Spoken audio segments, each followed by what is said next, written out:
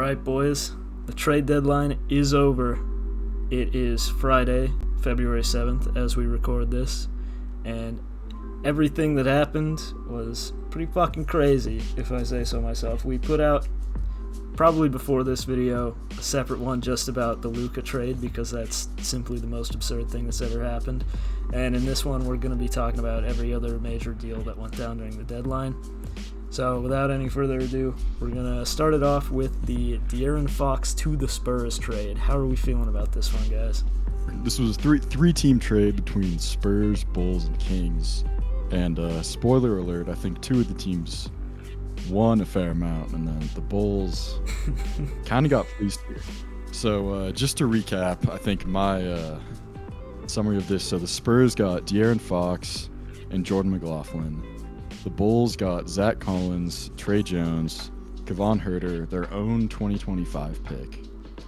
And then the Kings got Zach LaVine, Sidi Sissoko, who was moved after this, I think.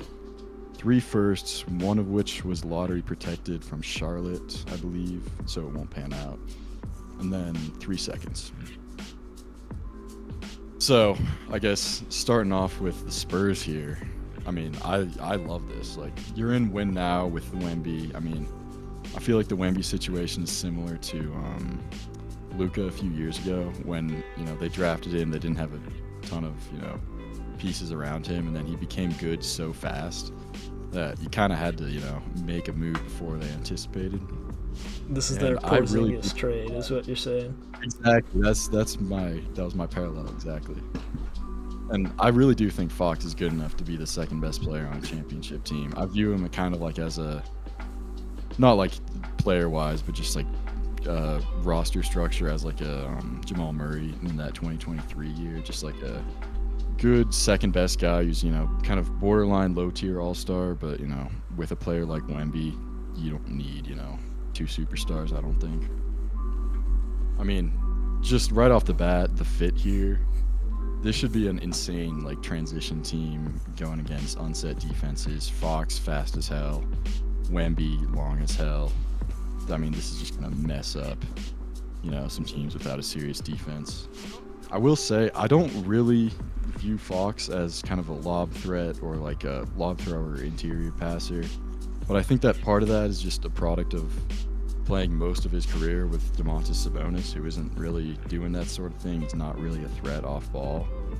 And then playing with CP3, who's obviously, the greatest lob tossing point guard in history, should, help him figure this out. And I think he's a good enough, passer in other areas where I think he has the instinct. It's more a product of just not having played with that type of player. And then in terms of just value, they lost, I think, 2 of their own picks, so they keep most of their draft security ahead, and they keep the foundational guys with Sohan, Castle, Vassell. They lose Zach Collins, Trey Jones, whatever. It's going to take a little bit of time to see Wemby and Fox fit together, just like I was saying. We've never seen Fox with a guy like Wemby. And also, Fox has been weirdly mid-range heavy this season, which he needs to back off of. But, just knowing who Fox is throughout most of his career, I think that'll be fine. With this whole trade, because I think it was rumored for a couple of weeks before this actually happened, and I think what kind of incited the whole thing is that, he was probably eligible for an extension. He didn't sign. The Kings basically said they were going to get ahead of it and just trade him to where he said he wants to go. Yeah, for the Spurs, I mean, they gave up, they gave up their 2027 first, a 2031 first from the Timberwolves, and 3 seconds. And then the first from Charlotte is just going to convey to 2 second-round picks. So they basically got 2 firsts, 5 seconds. 5 seconds is pretty good, but and Zach LaVine. But yeah, it's obviously great for the Spurs. Fox can be on a decently similar timeline with Wemby. Maybe he's 26, 27. Fox, maybe 25. I don't know for sure. But a young guy to pair with him, and I don't think the fit is particularly amazing. But I mean, you got an all-star point guard for 2 firsts and none of your young players. So I think that the Kings got pretty fleeced here. I mean, it's not the worst, but it's certainly way less return than I thought, considering Fox isn't even an expiring deal. I think he has one more year left on his deal, and maybe a player option. I'm not sure. Yeah, it's kind of a no-brainer for the Spurs here. For the Spurs, obviously, I love it for everything you guys said. They kept all the Hawks picks that they have. They only traded one of their own picks. They kept all their youth. That's crazy that they pulled this off. For the Kings, when you think about it as that Hornets pick is 2 seconds, they traded Sissoko in 2 seconds for Big Val from the Wizards. So if you just sort of slot him in where Sissoko in that first is, you get Levine, Val, 2 firsts and 3 seconds.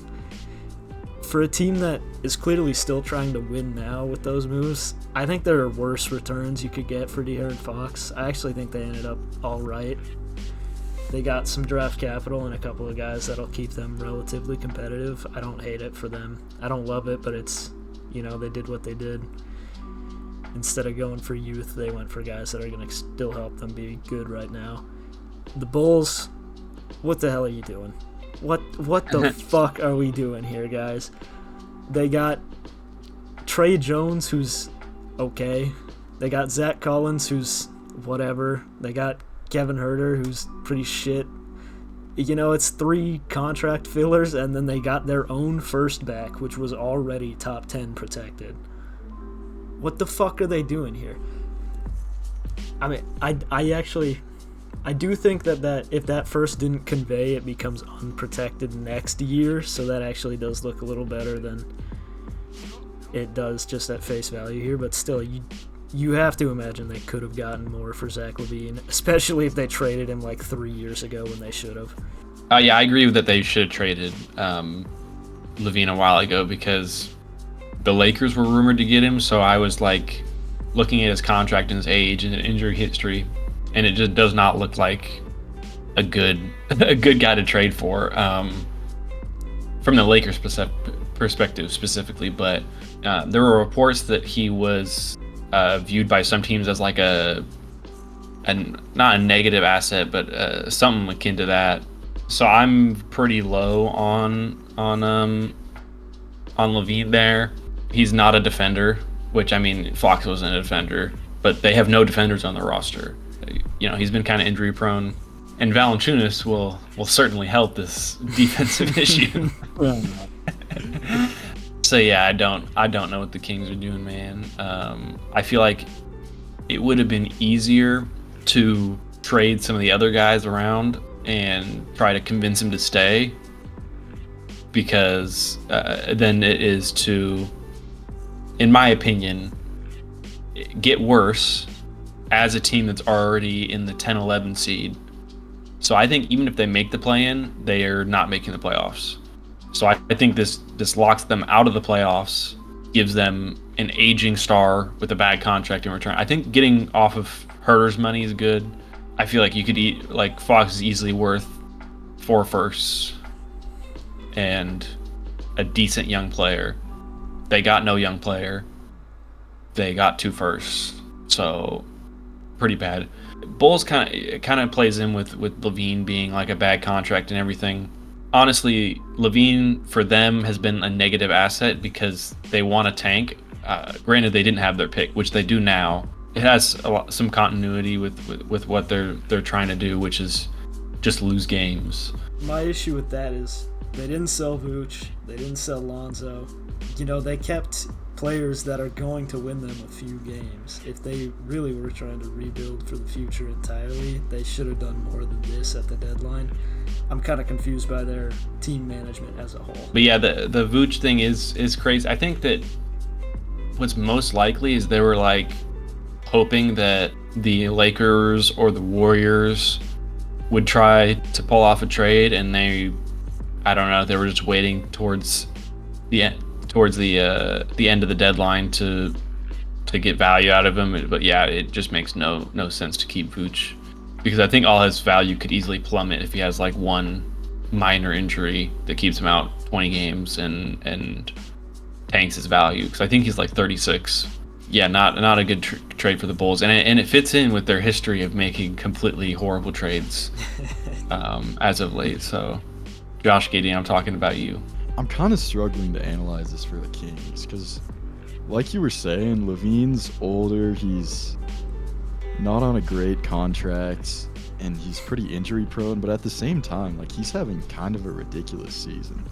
Levine's been, I would say, a borderline all-star. I mean, the East backcourt's kind of crazy, but he's been having very efficient season. He can play off ball. I think he matches up well with Sabonis, especially. But like you were saying, I mean, he was like viewed as a terrible asset last season. He was, really inefficient, really injury stricken. I guess I just don't know what the plan is for the Kings here, because they're still in win now mode, but they're not a real serious team. The firsts are nice. I think especially the Minnesota one for 2031 will probably be pretty good. Not quite a blow up and not quite a move forward. And I think given that, Fox still had a year and a half left on the contract, I feel like there was time to, make a move to convince him to stay, or, just do something to allow him to sign that extension. I think that's just kind of too far out to be projecting that he won't re-sign. Yeah, I mean, unless he told them, I'm not going to re-sign, which does seem like it could have happened based on all the other reporting around this. But, I mean, that's not something we know for sure. For the Spurs, I'm going A+. They gave up borderline nothing of value and got what should be an all-star point guard in the future. Pretty good.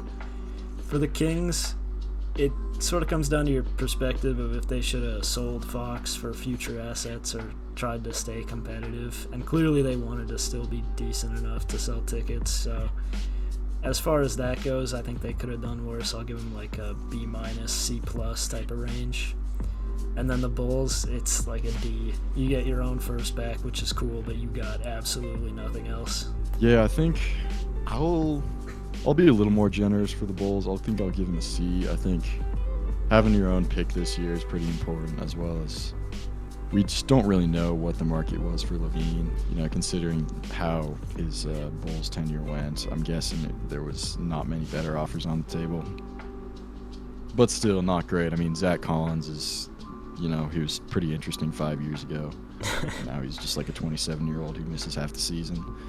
Trey Jones, just like a replacement level point guard. Kevon Huerter's washed after one good season. But yeah, having your own pick's nice. For the Kings, I think I'll give this C+.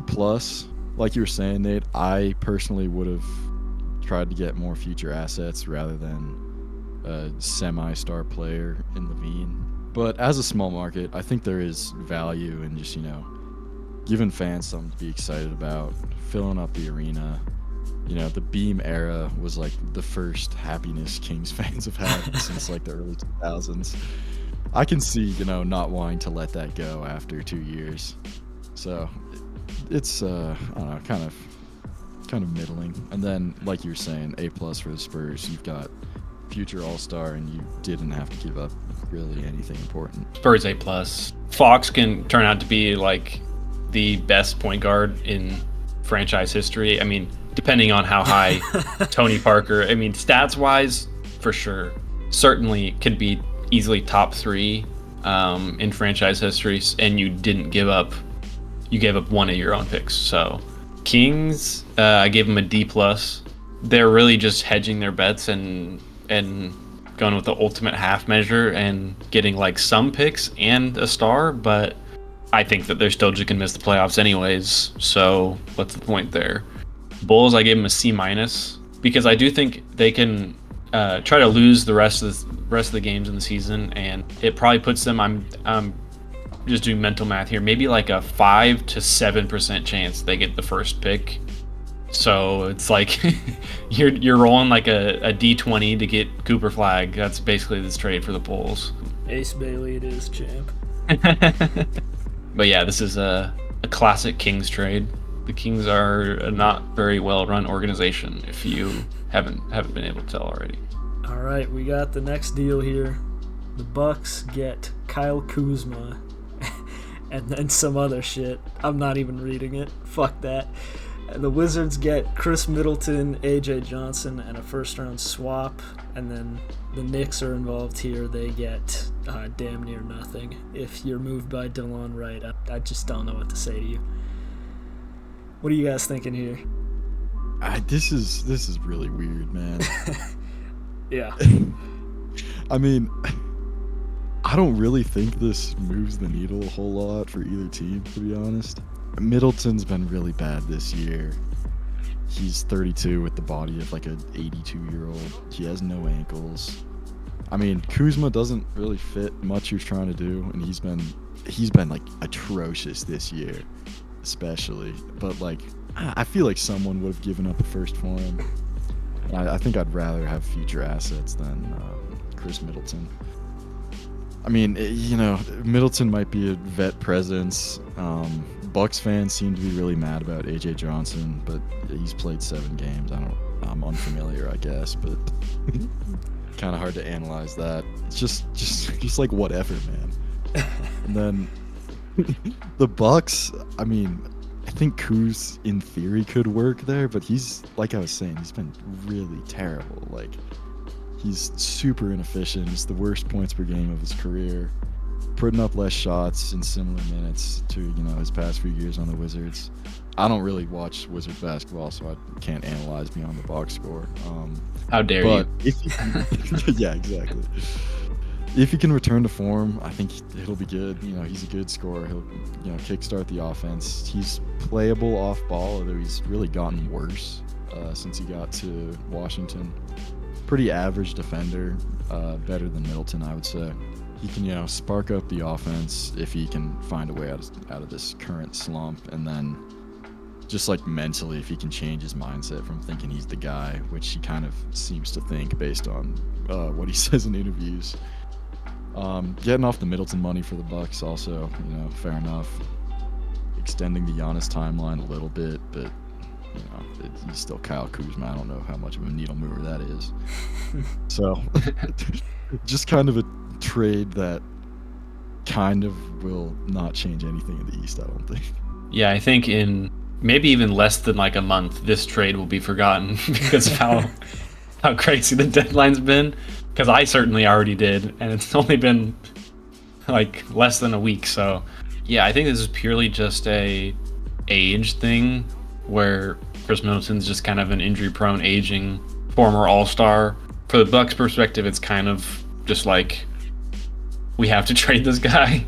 For the Wizards' perspective, they waited until Kuzma had like the worst stretch of his like entire career in trade value. At least certainly with the Wizards. It's just precipitously gone down season to season. It was rumored, I think a year or two ago, that the Lakers would trade a first to get Kuzma. Thank the Lord that that this never occurred. But yeah, I think this is a purely just age-related trade, and I think it does make some sense for the Wizards if they think Kuzma's just going to get worse, which by all accounts could be very well true. I think they're just hoping Middleton gets a little healthy and they can do the same thing they did with Valanciunas and just sign him just to trade him for like picks. So I think it's kind of a win-win in a trade with not very good players going back and forth. Yeah, for the Bucks, I mean, you get Kyle Kuzma. That's the end of the statement, really. I mean, I've seen people saying like, oh, well, he was the third option on a championship team before. If they get Lakers Kuz instead of Wizards Kuz, this could be big. I don't think Lakers Kuz exists anymore. And I don't think he's been alive for a long time, man. He got fucking murdered in 2021. He's not coming back. And Wizards Kuz is amongst the worst high-volume players we have ever seen. So this doesn't move the needle for the Bucks in my eyes. The Wizards get Chris Middleton. Cool. That is genuinely all I'm saying about that. They get Donda Academy graduate AJ Johnson. I guess he could turn into something. He was amongst my least favorite first-round level prospects in the last draft. He averaged like 2 points in the Australian League, and they spent a first-round pick on him. 2028 first-round swap from the Bucks is definitely the best asset the Wizards got here. That could turn into something, but who knows. My overall reaction to this trade is, what the fuck is this, guys? Yeah, I remembered Cody Zeller getting dealt with a second-round pick to Houston before I remembered this trade. The odds are genuinely good that Zeller move ends up mattering more than this. Yeah. Yeah, I will say the downfall of Chris Middleton has been pretty sad to watch, considering he was like a lethal scorer and could easily put up 40 a night. Now he's ankleless and soulless after getting traded to hell. And he looks like that fish. Nate, pull that fish up. I got you. Alright, I'm going to start with the grades on this because I feel like we've said everything you could ever possibly say here. Surely. The Bucks, I'm going to give them a D. Man, what are you doing? The Wizards, I guess they get a B. They get rid of a dog shit garbage player taking reps from their young wings. And they get something, I guess. And I'm not even acknowledging the Knicks again. Yeah, I mean, I'm going to give the Bucks a B here. I would probably rather have Kuz than Middleton. Not a massive difference, though. Wizards, probably also a B. Like you said, you're just getting rid of a player who doesn't really do anything for you. Yeah, honestly, I'm going to give Washington a C because I think they can turn Middleton into something by trading him in the future. I'll give Milwaukee a C. I'll give them a C plus because they got Jericho Sims for DeLon Wright. So massive. Honestly, yeah. Honestly, though, like Sims is like a young center, and they have Brook Lopez, who will soon be put in a retirement home, and he will still somehow grab like the same like. Okay, that I was gonna try to say Brook Lopez doesn't rebound, and there's nothing there. So yeah, it's just a very mid trade for both teams that will move the needle for no one. You tried to grab a joke there, but much like Brook Lopez going for a rebound, it was not secured. So I almost thought Mark Williams was too good of a center to acquire. My bigger concern with Mark Williams is that he has just now played in his 85th game in the NBA, and he's been around a while. Injury concerns, I would agree. All right, we got what should be a quick one here. We've got the Cavs getting DeAndre Hunter for Karis LeVert, George Niang, 3 seconds, and 2 swaps. I like this for Cleveland. I think there's kind of a risk making major changes when you're having the season they're having, but the starting 3 was a pretty glaring weak spot, I would say. Not moved by Isaac Okoro? Not especially. Maybe if they give Amoni Bates some more minutes. Yeah. For real. But LeVert, I think, was pretty nice. You know, you do lose some depth there. Niang, I don't know. I don't hate Niang as a player. I just don't like seeing him on that team.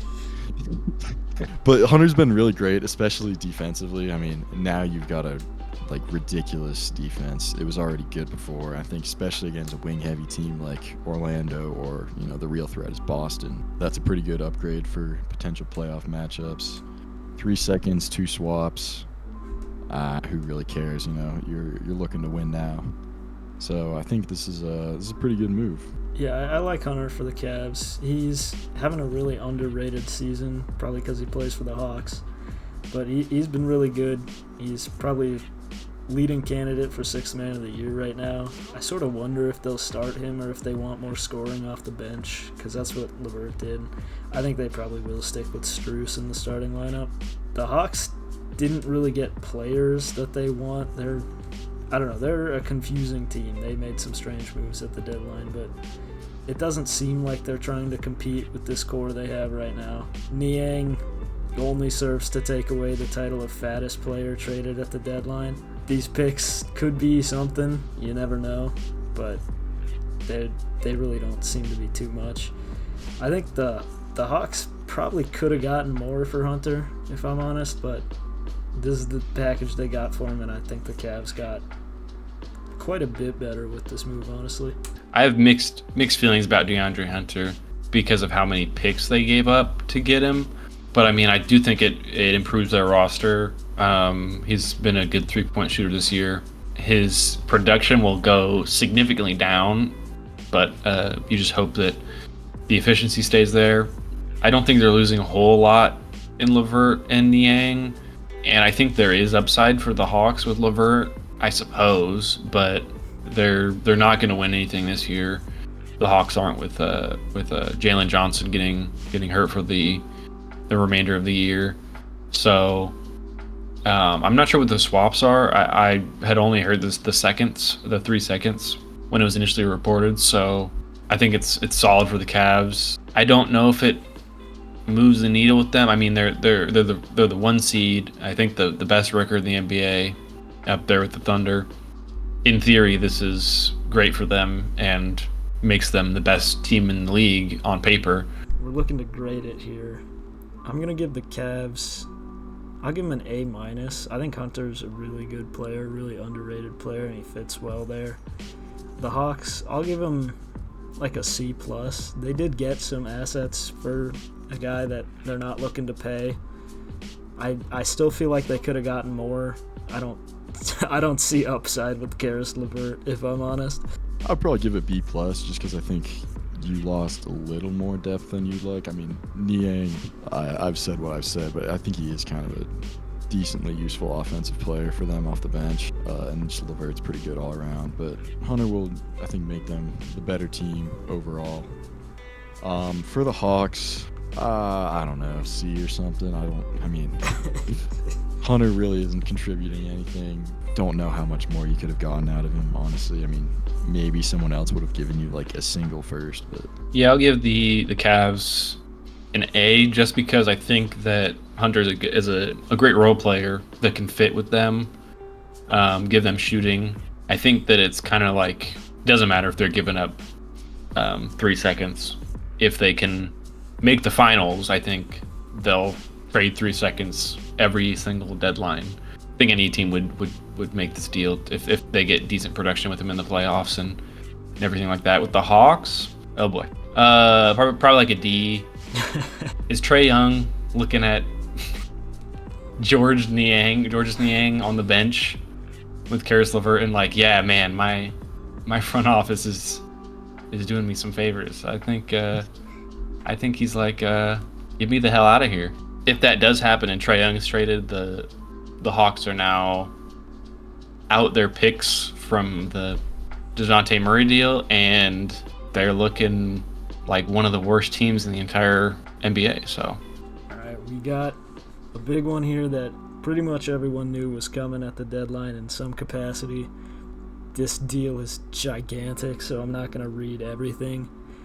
The gist of it is the Warriors get Jimmy Butler, the Heat get Andrew Wiggins, Kyle Anderson, Davion Mitchell, and a first. And then the Jazz and Pistons are also involved. I mean, Jimmy's stock is all-time low right now. He's playing terribly. He's, hasn't been suspended on and off for like 2 months. So I think, considering the situation and the fact that you were guaranteed to lose him in 3 months, I'm okay with this for the Heat, even if it doesn't seem that good, off the top. I mean, like I said, Jimmy's been playing really poorly. He's 36. I don't think there's a lot of teams interested in him. I think he'll be better than that now that he's motivated and rested up, but I don't think he'll ever be an all-star again. I think that's fair to say. Wiggins, you can route him for picks. There's definitely some teams that could use him. I believe the pick is top 10 protected, so it will probably pan out, barring some pretty catastrophic events from the Warriors. And yeah, I just think this is probably the best you could hope for a player with the production of Jimmy, and also just the leverage he had with his contract position. For the Warriors, I mean, the extension was pretty interesting. 2 years, $121 million. Slight overpay, but they don't really need the flexibility. I don't think they have anyone worth re-signing or for a massive contract, so not a huge issue.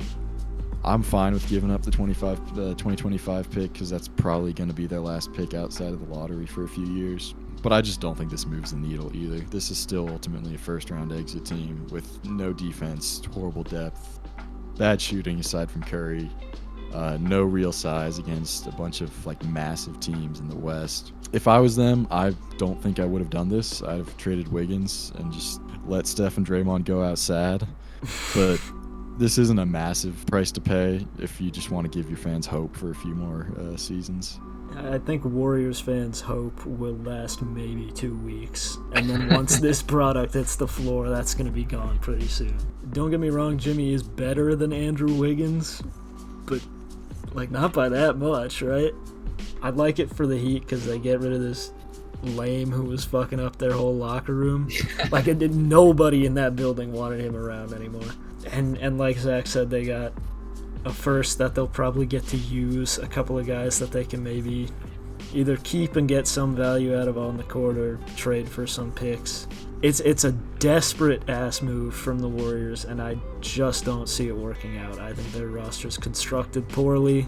I don't think he fits very well, and I don't think he's good enough to be a needle mover at this point in his career. I do have to quickly shout out Dennis Schroeder, who called being traded slavery and then got traded like 10,000 total miles in 2 days. For the Heat's perspective, figuring this whole fiasco out, it gives them at least a C grade by trading Jimmy at all, considering he was like, I want to go to these 4 teams, but hold on, I don't want to go to the team I just said I wanted to go to. I won't sign the extension. And they're like, okay, we'll try to get you to the penis bums. And then that doesn't go through because Bradley Beal wants to stay in Phoenix for whatever reason. And they're like, okay, I will sign the extension with the Warriors. And then it's probably one of the worst, up there with Paul George's contract. Fantastic out the last year of extension. That. Yeah, he will be, 37, 38, making $60 million a year when he already is like, is he washed? Give Pat Riley some props. Pat Riley is not washed. Jimmy is washed. But yeah, I think Wiggins alone is a great return. Wiggins in a first is pretty great return for 35-year-old Jimmy Butler. For the Warriors' perspective, they're just grasping at straws at this point. They're trying to get any trade that they could for any player that they could without including Steph. The fit is just like abominable. Like I heard on the broadcast, I think of the Lakers-Warriors game, it's like, oh, this takes pressure off of Steph. And like maybe to handle the ball, but like if you roll a lineup out with Draymond and Jimmy, Curry's the only one they have to guard out at the 3-point line. So with Buddy Hield. Which interesting stat on Buddy Hield. If he takes like a dribble, his percentage drops from like 45 to like 18 on threes. Yeah, this was just a very desperate move by the Warriors.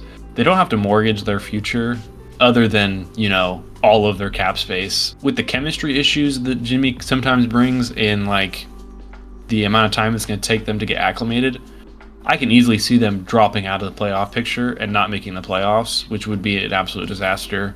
Almost warrant like a horrible grade for the Warriors. But I'll be optimistic and say that they didn't do too terrible. Okay, starting off with the Heat, I'll go B here. It's just not that bad of a return considering the position Jimmy was in. It was probably over when he told Pat Riley to kill himself. I think that's it. The Warriors, it's a little more complicated, I think. Like objectively value-wise, I feel like it's really bad, but there's just not many consequences to it. Like they don't need the cap freedom with the extension. They don't really need Wiggins. They don't need the pick.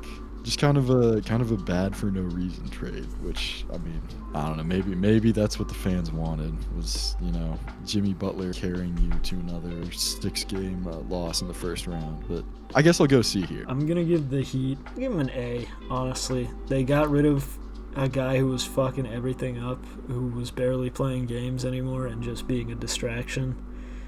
And they got something for him instead of just letting him walk at the end of the year. So are they going to win very much with this Andrew Wiggins edition or this Davion Mitchell edition? Probably not, but, just wash your hands of the situation. They had to get rid of him. They got something. I'm giving the Warriors a D for desperate, because they have created the unction and they're paying all these guys $400 quadrillion to be the 9 seed and lose in the first play-in game for 3 years. I really hate this for the Warriors, to be honest. I think it's fucking terrible. Yeah, I had the Heat as a B+.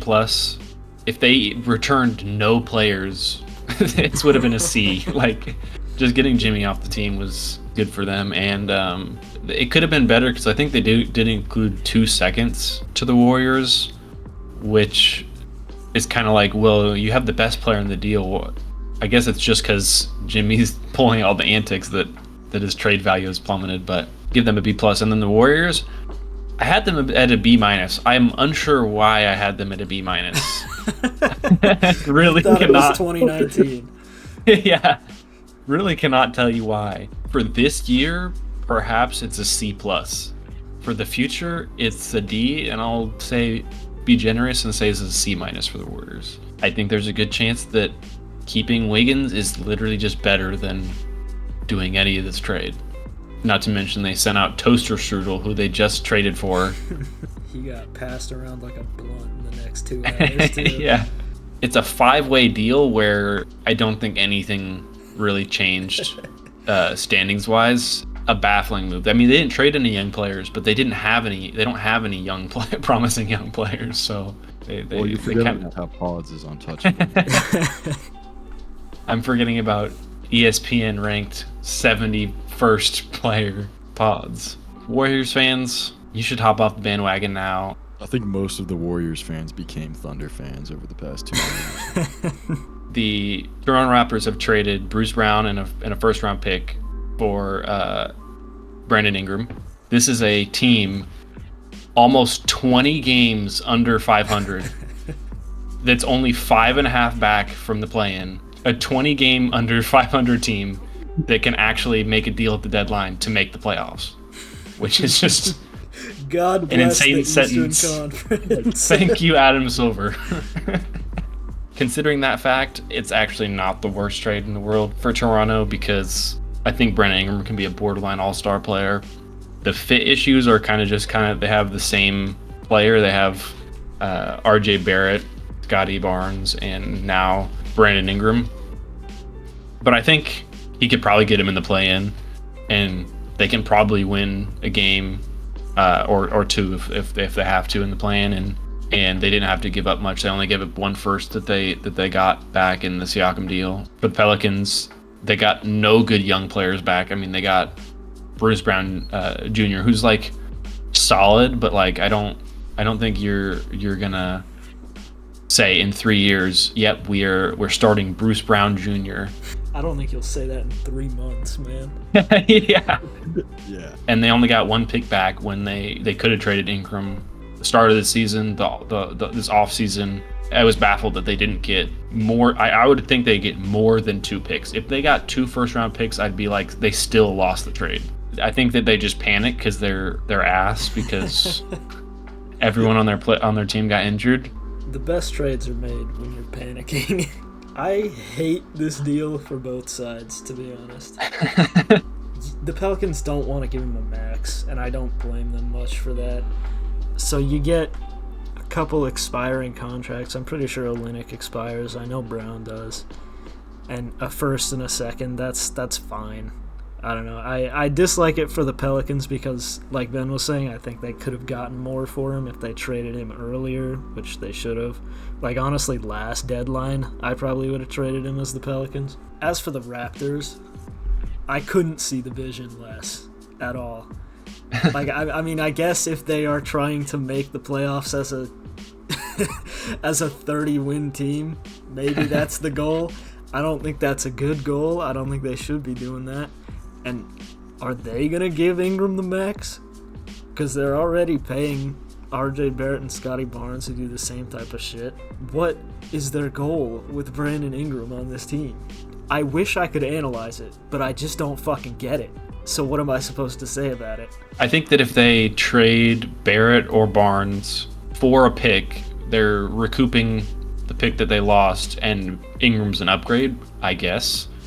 I suppose. I don't know if I would say that confidently. I think he's about on par with Barrett. I think he will be worse than Barnes in a couple of years because he's still, like 22 or something? Yeah, it's a fair point. I just think Ingram can be a super good player. He's just not a very good defender is the only thing there. This one really confused me when I saw it. My immediate reaction was like, why are the Raptors giving up assets right now for, a player who, like you said, Nate, kind of does the same things as Barnes and Barrett. But I think what I'm hopeful is happening, at least, is that this is kind of just a buy low move for Ingram, and then they either re-sign him and trade him down the line once Scotty develops, or trade Barrett. I'm really hopeful that's what the plan is, because the fit with Barnes, Barrett, and BI just makes no sense to me at all. There's no spacing. I mean, RJ and BI are both, super mid-range dominant, operate in the same space. There's, IQ and Barnes both like to attack the rim, and you're not letting them do that at their most effective. I don't really know how this team is like creating any look other than like tough middies. But at the same time, I think it is value for a player as good as BI. Yeah, like first, second, Bruce Brown and Kelly Olynyk I like, and I'll talk about them with the Pelicans. But I really am high on BI than I feel like a lot of people. I think he could be, like you said, Ben, borderline all-star. As long as you move either Barrett or BI in the future for a bigger package, then I'm okay with it.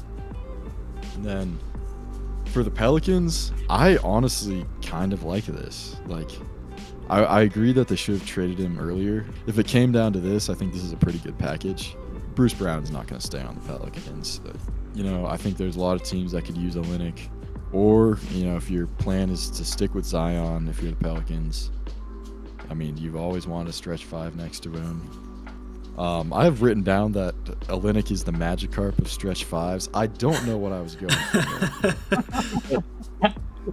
But like, he is kind of he's a lower quality, stretch five than some of the guys you were looking for. But he is, he can space the floor for Zion and play okay defense. And like I said, I think there's a lot of other teams that could use him if, the plan is to blow it all up. This is kind of it's a win-win if the Raptors make roster changes this offseason, and it's a win-lose if they don't really.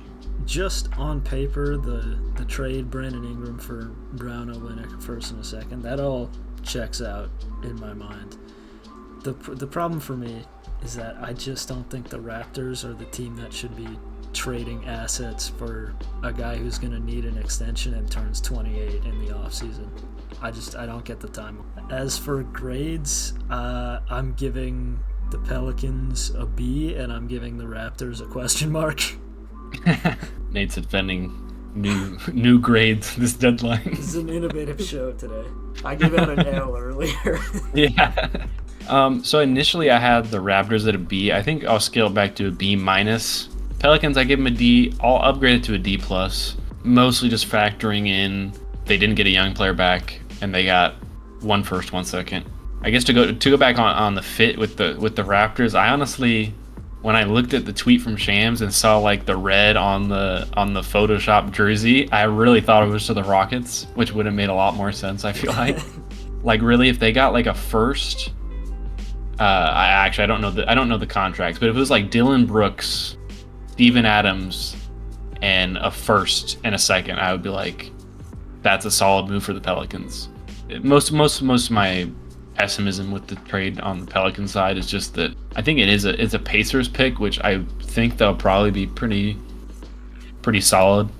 Also, that they just should have dealt him earlier. We've known he was going to get traded for like a year and a half, 2 years. So why now? I'll start it off with the Pelicans. I think this is probably a B+ in my view. We waited this long to trade BI. This is about as good as you can expect. For the Raptors, if the plan is to keep RJ, Scotty, and BI, I think this has to be an F. I think that's almost like inexcusable ownership management malpractice, is trying to give up assets for that core.